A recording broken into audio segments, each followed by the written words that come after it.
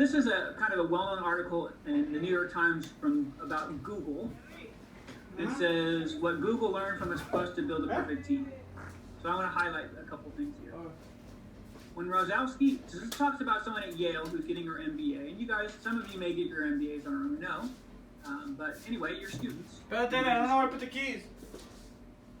Says when she arrived on campus, she was assigned to a study group carefully engineered by the school to foster tight bonds. Study groups have become a rite of passage in MBA programs, a way for students to practice working in team, and a reflection of increasing demand for employees who can jointly navigate group dynamics. A worker today might start the morning by collaborating with a team of engineers, then send emails to colleagues marketing a new brand, then jump onto a conference call planning an entirely different product line, while also juggling team meetings with accounting and the party planning committee. To compare the students for that complex world, business schools around the country have revised their curriculum to emphasize team-focused learning. Every day between classes or after dinner, Rosowski and her 4 teammates gathered to discuss homework assignments, compare spreadsheets, and strategize for exams. Everyone was smart and curious and had a lot in common. They'd gone to similar colleges and had worked at analogous firms. These shared experiences, she hoped, would make it easier for them to work together, but it didn't turn out that way. There are lots of people who say their best business school friends come from their study groups. It wasn't that way for her. Instead, her study group is a source of stress. I always felt like I had to prove myself, she said. The team's dynamics put her on edge. When the group met, teammates sometimes jockeyed for the leadership position, or criticized one another's ideas. There were conflicts over who was in charge and who got to represent the group in class. People would try to show authority by speaking louder or talking over each other. She told me, I always felt like I had to be careful not to make mistakes around them. So, here's a woman's experience in a team in business school.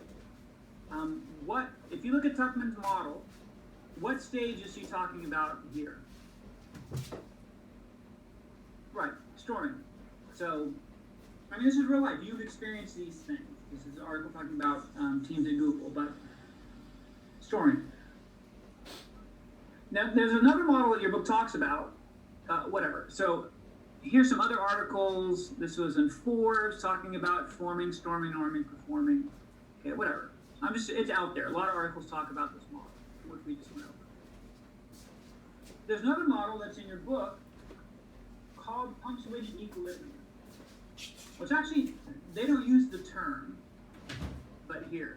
So if we go to your book on page 282, you can look at page 282, the third paragraph. So the third paragraph on page 282, several sentences down, it says, organizational researcher Connie Gersick studied task forces and found that groups with deadlines for goal accomplishment did not go through a series of stages. Okay, so if you look at page 282, the third paragraph, that stuff that's saying by Connie Gersick, that's this model, the punctuated equilibrium model. For some reason, your book doesn't label it, whatever. But your book is talking about this model, so let's talk about this model in greater detail. Again, it's on page 282, the third paragraph. So, Gersick says, let's say that, this is not going to happen, but let's say that I said there's no test 3. And remember, there is a test 3. This is all pretend, all hypothetical. We're having test 3, it's a contract, okay? But imagine that I said, we're going to have a final project instead. And again, we're not. Okay, we're having test 3 like normal. But imagine I said we're going to have a final project. Let's say it's due in, 4 weeks. I don't know how many weeks are left, but let's say 4 weeks. Now she says that what would happen in those 4 weeks is not Tuckman's model. She said that's not what's going to happen. She said for a temporary task force with a tight deadline, what's going to happen is this. There are going to be 2 phases. Okay. What's going to happen is in phase 1, right, that's just right. So that's just hypothetical. We are having our test 3 like the syllabus is our contract. We're having test 3 like it says. I'm just asking you to imagine, hypothetical. What would happen in the first 2 weeks, again, I've given you 4 weeks, pretend hypothetically I give you 4 weeks to get something done. What would happen in the first 2 weeks is not much. I mean, don't get me wrong, you'd have meetings, like you do this and you do that, and this is our schedule, and have this done by this time, and we'll have this meeting. But the reality is you're not going to get much done. Then, so think about a 4-week period. For 2 weeks, you don't get a lot done. Then, after 2 weeks, the first 2 weeks, you're like, shoot. When's the project done? How much do we have done? Man, all right, so you do this, you do this, you do that, and you adopt a new approach until the end. That's what she says is going to happen. For the first 2 weeks, you don't get a lot done. I mean, again, you have things set in place, and they're not likely to change. You don't need to know this because of inertia, which is a systematic resistance to change. But for the first 2 weeks, and if we look at a 4-week period, you don't get much done. Halfway through, you're like, shoot. When's it due? And then you adopt a new approach until the end. That's what she says would happen. She says that would happen. So, your book doesn't do a good job explaining this to you, so here is a better way. So here we have the punctuated equilibrium model of group development. Again, this is 282, the third paragraph. And here's a better way to talk about it. So we have one axis here. This is time, so when you first get together until when you stop meeting as a group. In a way, it's procrastination. And then we have how productive you are as a group, low productivity and high productivity. So in the beginning, phase 1, you don't get a lot done. You look at productivity here, it's really low. You set your direction. And then at the midpoint of your time together, so in 4 weeks it would be 2 weeks, in 2 months it would be 1 month, the midpoint, you're like, how much do we have done? Darn. And then you adopt a new approach until the end, which is phase 2. Group redefined direction, and then you accelerate until the end. Now she says this would best describe what would happen. It's called punctuated equilibrium. You have some sort of crisis in the middle, and then you adopt a new approach until the end. So it's a different model. Okay? Now, it is related in some ways. So some people say, great, you've given us 2 models, how do they relate? I haven't found an exact mapping between Tuckman's model and this model, but some people say generally that you can see stage 1, phase 1. This part is kind of socio-emotional, so kind of like the beginning of Tuckman, and then stage 2 or phase 2 kind of like near the end of Tuckman. But that I haven't seen an exact mapping, but that's the best I've seen in terms of relating these 2 models of group and team development.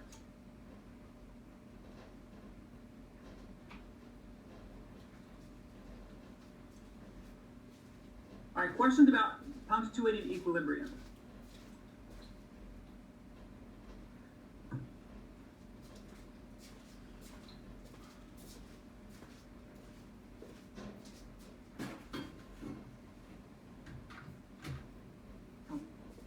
Preguntas?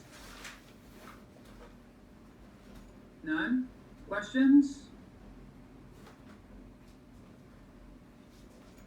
All right, so let me ask you this. Which of these 2 models, this one here, the punctuated equilibrium, or Tuckman's model, would best describe group and team development if I put you into a team of 5 the very first class? Would it be Tuckman's model or punctuated equilibrium? If I put you in a team of 5 the very first class and watched you throughout the semester. Punctual equilibrium. Not that one. Tuckman. Tuckman, if I put you in a team of 5 today and said you have a month to do something, this model, punctuated equilibrium, would best describe that scenario. But if I put you in a team of 5 the very first class and had you work throughout the entire semester, Tuckman would best describe that. But this model is particularly relevant for temporary task forces. You have a deadline. Like I give you a deadline now. You have a month to do something, or 2 months to do something, or 6 months, which maybe sound like a lot, but we're not talking in student time. We're talking about in like real work time. 6 months for a team to do something can be really tight in the real world. So so time, as Marcus suggests, time determines which model best describes what would happen. If you have a longer period of time, Tuckman's model better describes it. If we have a shorter temporary task force type of thing, punctuated equilibrium best describes it. So kind of interesting, 2 different models describing 2 different time periods.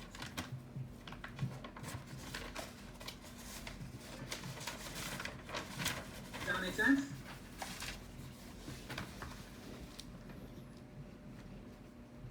Okay. All right.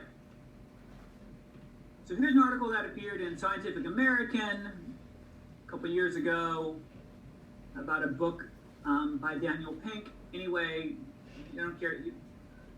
The point I want to make is this: near the end of the article, or at some point in the article, this is what he says. It's also, I think, it was talked about it in Fortune or Forbes, one of those two. Anyway, it says Connie Gersick, an organizational behavior scholar, found that teams proceed through projects in a peculiar way.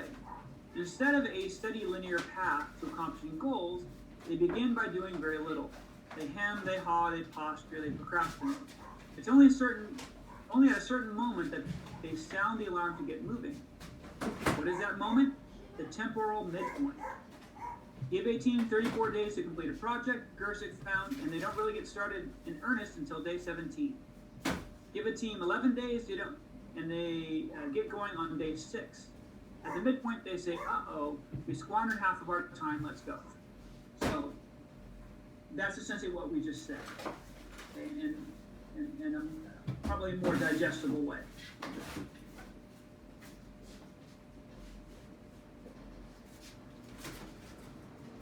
All right, can we move on? Did I go through this too fast?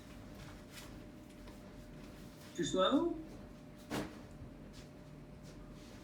You're good, okay.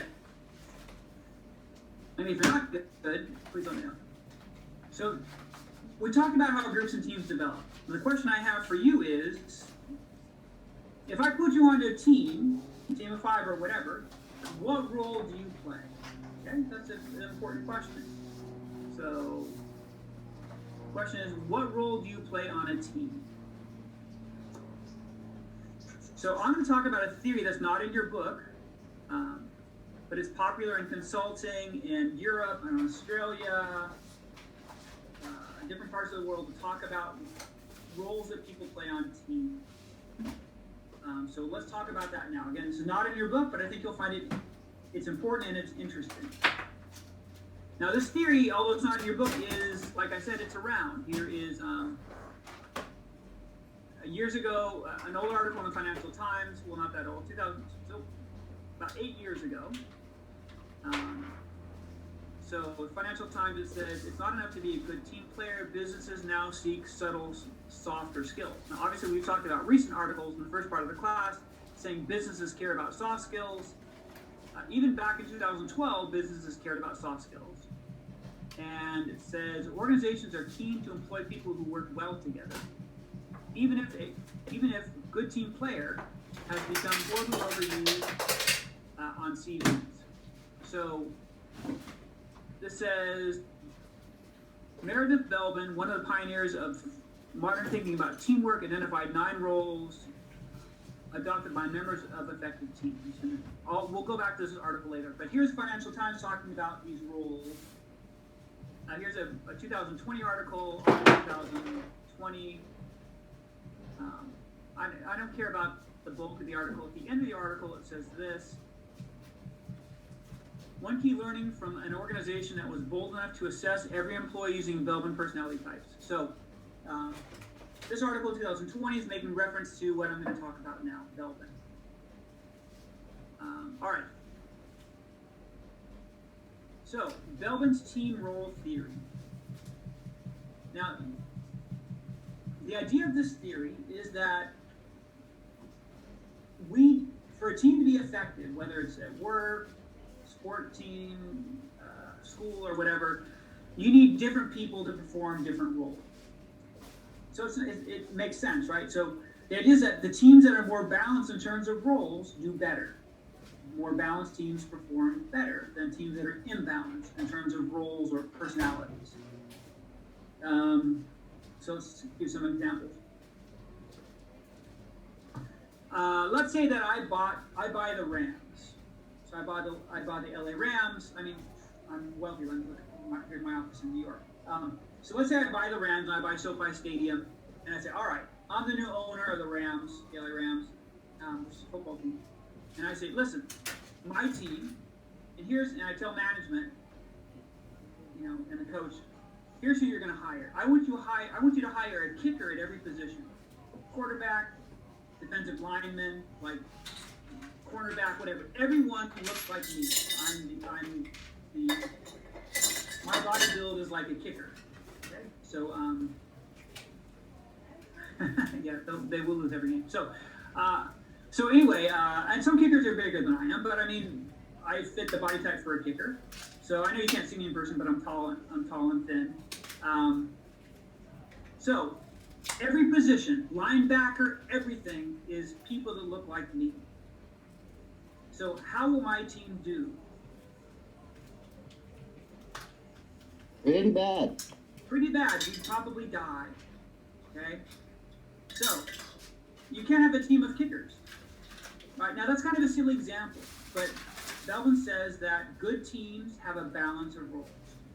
So let's take another team that we know well, basketball teams, and we live in Southern California. We just had an NBA championship with the Lakers, which I know a lot of you are excited about, or at least some of you. Now, Yeah. Pardon? Nothing. I just said I am. Okay, so good. At least one person is. Now, let's think about the great Laker teams of all time. Is this going to be one of them? I don't know. Like LeBron and AD, can they win multiple championships? I hope so. I mean, we'll see. Like, gosh, the season's starting already in December. But anyway, and we'll see what happens with free agency and all that stuff. Who leaves and all that. Anyway, I don't want to get into it. But what have been the greatest Laker teams of all time? 02 Lakers, 80-something Lakers. Okay, so kind of, there's a debate about the eras, right? Some people like say Shaq and Kobe. Some people say like go back to Magic, like Showtime Lakers. So Belvin says that teams are successful because people play certain roles. So first of all, we talked about roles. Let's define it, and then we'll apply it to the Lakers. So a team role is a tendency to behave, contribute, and interrelate with others in a particular way. So we have a tendency to behave, contribute, and interrelate with other people in a particular way. Some people call this personality. Like that most recent article that I showed you talked about Belvin's personality types. The Financial Times article talked about roles. Okay, roles, personality, it's kind of semantics here. So the theory says you have a tendency to behave, contribute, and interrelate with people in a particular way. You have a role on a team. And let's look at the Lakers. So if we look at the Lakers, we're looking here. This, by the way, over here, that's not the Lakers. I don't know how much you know about sports, but this team also would not do well on the basketball court. So this is the Beatles. So they're different. Anyway, so we're looking at this little segment here. Now, I keep it because it makes a good point, and it's obviously, this is Lakerland. So it says, Hoop Dreams, and there was something in Fortune magazine where they talked about great teams. Like the Beatles were obviously a great team, and they talked about the Lakers. And in the interview with Kurt Rambis, who is he's part of the senior leadership of the Lakers. I guess what his official title is. But anyway, he's up there with Jeannie Buss and other people. Jeannie Buss is, of course, the owner. So they interviewed him. It says Kurt Rambis, this is back when he was an assistant coach with the Lakers, so years ago. It says Kurt Rambis, whose thick glasses and gawky dynamism made him a cult hero, was a key player on the great Los Angeles Lakers teams of the 1980s. So they interviewed him about the role of role players. And here's what he says. He says, my first love was to shoot the basketball, but the Lakers were looking for a defender and a rebounder. I settled into that role because of the stuff I enjoy doing anyway. Setting picks, rebounding, diving for loose balls, it's all part of competitiveness, and it also fulfilled a role on the team with guys who like to score. Awareness of our roles was a huge part of our success. And it talks about Magic. So the idea is that Magic had his role, and then he had his role, and that's what made him a success. He says, again, awareness of our roles was a huge part of our success. Take the Lakers today. Take last season. The season was just completed. Who was added on to the team because someone got injured and played and was a huge role player for the Lakers? Markieff Morris? He definitely helped, but who came on who was disliked by Laker fans, and he turned Rondo around essentially and played a key role for the Lakers? It wasn't Caruso. Rondo. Well, Rondo. How about Dwight Howard? Yeah, definitely. So he was really disliked by Laker fans given what happened in the past, and then he signed a non-guaranteed contract showing that he changed, and he came in and he played his role. And Danny Green was a role player as well. So I'm just talking about Dwight Howard, but yeah, Caruso played his role, Danny Green played his role, his job was pointers, rebound, and defend. He's a good defender. And Dwight Howard's like, you're not a primary scorer. Your job is to come in and rebound and defend. Okay? And like Rambus said at that time, and you can apply it to the Lakers now, people played their roles and knew what their roles were. And that helped them to succeed. All right, enough of sports. The same thing applies to work in organizations. So, this theory is, so here's the thing. So the scale to do this, to figure out what your roles are, costs money. Okay, this is not free. However, I found an earlier version that was published. This is not the current version, but I found an earlier version of some scales that are free. I found them in an article. So I found them in an article. I found them online. Anyway, you can't get this stuff for free. You have to pay for this. But I found this anyway for teaching purposes. So if you really care, here, and this is something, as I mentioned, Houston Consulting was mentioned in Financial Times in another article. Here's a scale to measure these roles. Okay? And it's self-score. You fill out the scale, and it's self-scoring. This should be in your handouts for today's class. I used to, when I taught this class, have a whole unit on this. I used to spend more time talking about this. I had the class sit down and fill out the scales, and I took time, and it's time-consuming. Not terribly time-consuming, but it takes time in class, and time is important in class. And then I asked the class, how many of you actually care about this? And a few people raised their hands. So I stopped requiring the class to fill out these scales. And that was a few years ago, and I don't know if you care or not. So, but here are the official scales. Here are some official scales, not the current ones, but older ones that I found. Well, all right, let me see. Do you care? Maybe people change. Maybe you care about what role you play on a team. I even made a poll. Let's see. And just tell, if you really don't care about this, just say you don't care. It's not going to affect your grade. I'm just kind of curious who actually cares about this. And again, if you don't care, I just care about what's on the test. That's fine. Okay, that's honest. But if you I really care about this because I work and some that employers look at, that's just kind of curious. This is more of a curiosity type thing.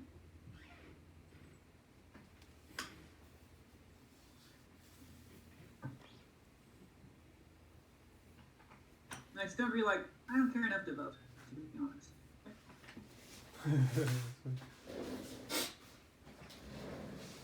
I have to click A or B.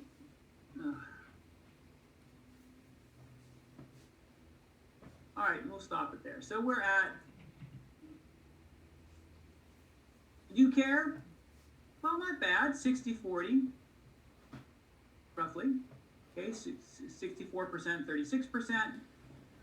All right, so since some of you care, at least a majority of you do, what we're going to do is this. I'm not going to talk about this side here. So this side here, I'm not going to talk about it. Because since most of you care, which means most of you will fill out the scales, and again, it's in the handout, most of you will fill out these scales. I'm not going to cover this part because this tells you the specific roles, which may bias what you do. At the very least, though, for those of you who are like, I just care what's on the test, let me tell you what's going to be on the test. You're going to have to know what a team role is, which is on the previous slide, and that there are 3 sets of roles, which are here. One set of roles are action-oriented roles. It's people who get stuff done at work. Okay? And you don't have to worry about, you have to know the term shaper, at least to it.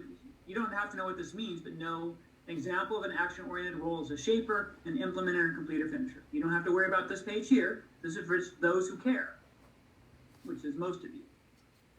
Then there are people-oriented roles. You need, at work, a good team has people that get stuff done, and then they have people that help people get along with other people. Okay, and the coordinator, the teamwork, and the resource investigator. And then you need people who have brains, called cerebral roles. And those examples of those 3 are the plant, the monitor evaluator, and the specialist. So that's what you need to know. The specific details over here, you don't need to know this. This is for those of you who actually fill out the scale and who care about these things.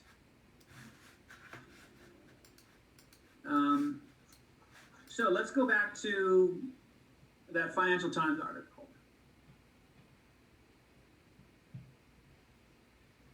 So that's a good question. Do most people fit it into 2 and 3? Well, so here, let's go back to the Financial Times article. That's a IPO. Let's go back. All right, so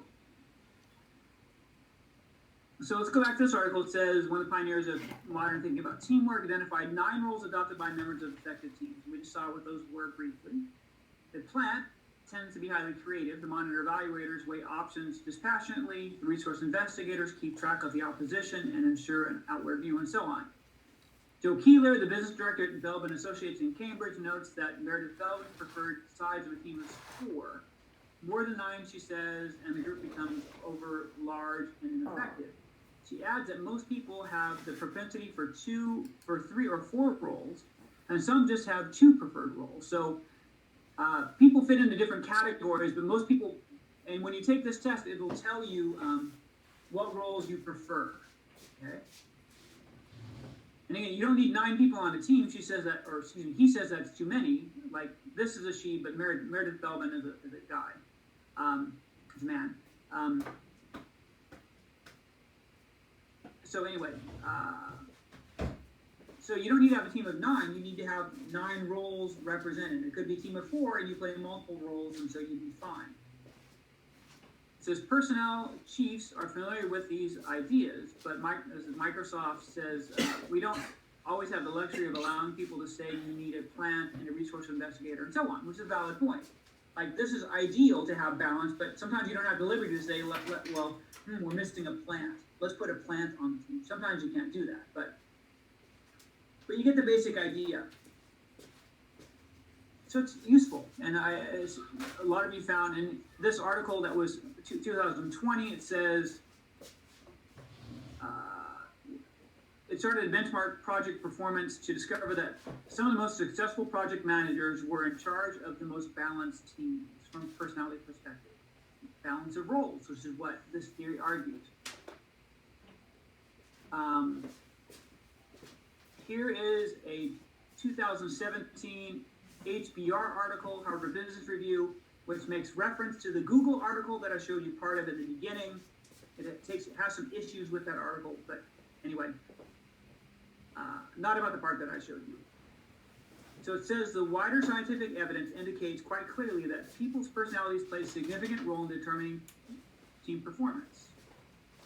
In particular, what role, how you interact with the team, whether your values or core beliefs align with the team. So this is kind of like team roles. So this is not about Belbin, team role theory, but here you see this HBR article.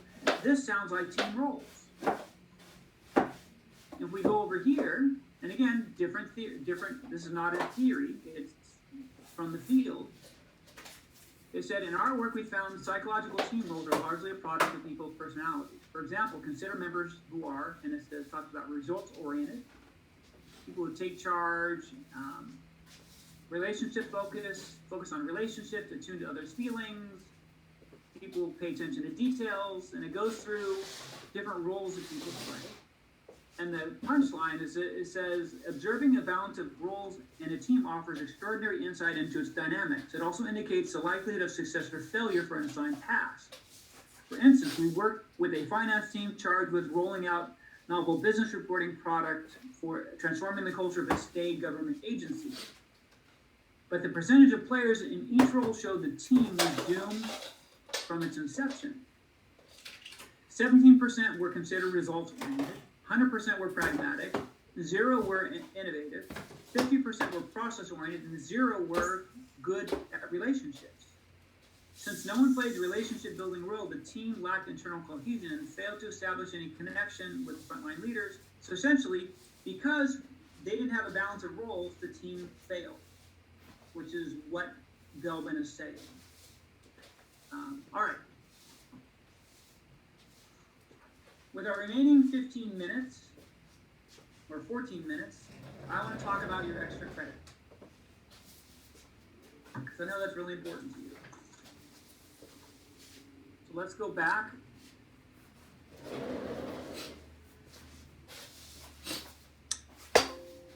All right, so let me stop share or let me see if I can pull it up. If not, I'll stop share. All right, so I'm going to stop share for a second and bring up your extra credits.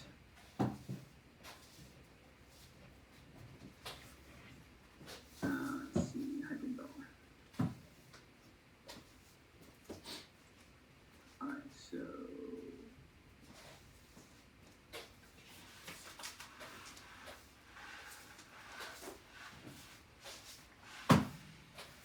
All right, do you see the extra credit now? Yeah. Okay. So here we have, let me get out of the way here. Here we have this is research, right? So the extra credit is research, unless you do the paper, right? Actually, it's still research, but this is actually doing research rather than reporting on what someone else has done. So this informed consent is just like you saw for part 1, but this is just for part 2. So this stuff is all the same. If you're not doing part 1 and part 2 and you want extra credit, this talks about the 3-page paper, it's due on 11/30. This is all stuff you saw before. So you consent, and then the next page, name, first name, last name, student ID, section, make sure you get this right, what section you're in. You're in section 3. And this is only because I want to give you credit for doing your extra credit. So I have to know that you did it. So that's just for extra credit. That's why I'm asking these things. We do this part, and then, it says, you consider yourself, your age, are you working, how many hours if you're working. All right, so here's the meaty part. So it says, on Sunday, 11:15, beginning at 6 p.m., spend the evening the way you normally would. At the end of the day, before you go to bed, so whether it's Sunday night or late Monday morning, like at 2 a.m. or whatever, please log on the next page how you spent your time. Afterwards, complete the scales on the following pages. So we keep track of what we've done starting at 6 p.m. on Sunday night, and before we go to bed, we fill this out. So it says, between the hours of 6 p.m. and bedtime, whatever bedtime is for you, how many minutes did you spend participating in the activities that fall under the categories listed below? Now, you'll see there's a bunch of categories here. It says, obviously. There's a question? Okay. It So obviously there are a number of activities that could fall into these general categories. Some of the examples are provided below. In the first space on the left, which is here, please list the specific activity. Then on the right, please indicate the number of minutes you spend on that activity using the slider. For some categories, you may have no activities listed or many activities. So we look at the first cat. So there are five categories. No, 6 categories this time. 6 categories. And so the first one says work or school related. These may include, but are not limited to, things like finishing or preparing for work or school. So Sunday night after 6 p.m., like I study. Study, and let's say you study, and so you say, I studied for 125 minutes, whatever. Or you work email. Okay, so I did work emails for 30 minutes. So whatever you did, you indicate the activity and then how long it took, okay? And then there's another category, household. These may include or are not limited to things like cooking, doing the dishes, shopping, cleaning. So if you went grocery shopping for your home, you were shopping, and then however long it took, I don't know, spend hours shopping, I don't know. So you get the idea, or if you did dishes, and it took you, I don't know, however long it took you to do the dishes, 20 minutes, I don't know. You get the idea. So this one, childcare. Now this, if you have kids, this may be relevant. If you don't have kids, don't worry about this section. So it says childcare activities. These may include, but are not limited to, such activities as taking care of the kids, dressing them, bringing them, picking them up, helping them with their homework. I don't know. I have kids, so I'm familiar with these things. And some of you have kids, and some of you don't. If you don't have kids, there's nothing that you put here. Brothers and sisters, do brothers and sisters count? No, because they're not children. So brothers and sisters don't count. This is more for parents of children. So I know some of you take care of your brothers and sisters, but I don't think that counts under child care because you are not a parent. Good question though. I think doesn't it though? I'm not in that situation anymore. But before, when I had a nephew, I was basically like a co-parent. Okay, well that would be different then. So if you're like this is kind of like childcare. That means you have the responsibility for taking care of children. So you could be a step parent or a co-parent or. So if you're taking on parental roles, I guess. So I guess for some of you now that I think about it, if you are taking on a parental, if it's your job, it's meant mainly for people who it's their job to do it. I suppose if you are an older brother or sister, I don't know, it's kind of murky here, so I don't know exactly how to answer that question. Because I can see some people being an older brother or sister where, like I know some people there's a huge age gap and you're kind of like a parent and you kind of have to do things. So I suppose if you are kind of behaving like a parent, then fill this out. If that's your obligation, like you have to do it, then I guess you can fill it out. Physical activities. So whatever you do, like helping with homework, changing diapers, whatever activities. Physical activities, next thing. These may include, but are not limited to, things like taking a long walk, working out, running, dancing, cycling, whatever. Physical activities. So like you go walk. Like you took a walk and let's say you took a 2-hour walk, or you work out. I don't know. You need to do weights or something like that for an hour. So I think you get the general idea here. Social activities. So again, we're logging how we did our time. So maybe you spent time meeting with others. Maybe your friends or boyfriend, girlfriend, your parents, or I don't know what your situation is. Making social phone calls, going out to dinner, which you probably don't go out to dinner if you could. we're in less dinners out these days, but still people go out to dinner. So if you do social things, like I talked to my mom on her birthday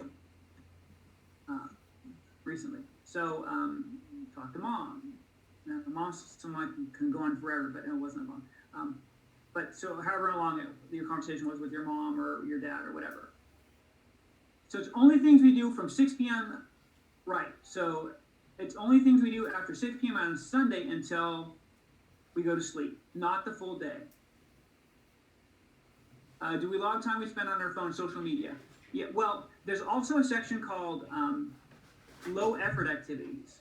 These may include, but are not limited to, things like watching television, watching a movie, surfing the internet. So that would be social media there. And so if you're on Facebook, if your job includes social media, does that count? I guess social media, I don't know, social media is so many things these days. I guess social media could be social activities. If you're actually socializing with people, low effort is more when you're detached. So maybe Facebook would be social activities, depending on what. I mean, Facebook, sometimes you're looking at news on Facebook, right? Whatever news is or fault or so. Dude, I think we're done. I put the freaking thing away. Excuse me? What time is it? I got 3 more minutes. Okay, I'm gonna mute everyone. Okay, so low effort. So for Facebook, if you're actually like communicating with other people, then put it under social activities. But if you're just on Facebook reading stories, then I would call it low effort. It'd be like surfing the web. So you do whatever you do, like, watch TV or something. And you watch whatever show you watch for however long. Okay, you do that for anything that falls under that category. Then you go on to the next page. So that's the hardest part there. Then what time you go to bed. I went to bed at 1 o'clock in the morning. So you state what time you went to bed. And then some questions about, all right, so I'm going to bed, how do I feel?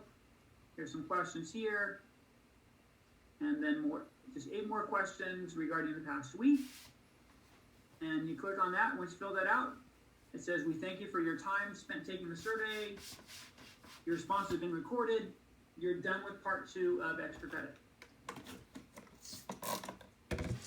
That's it.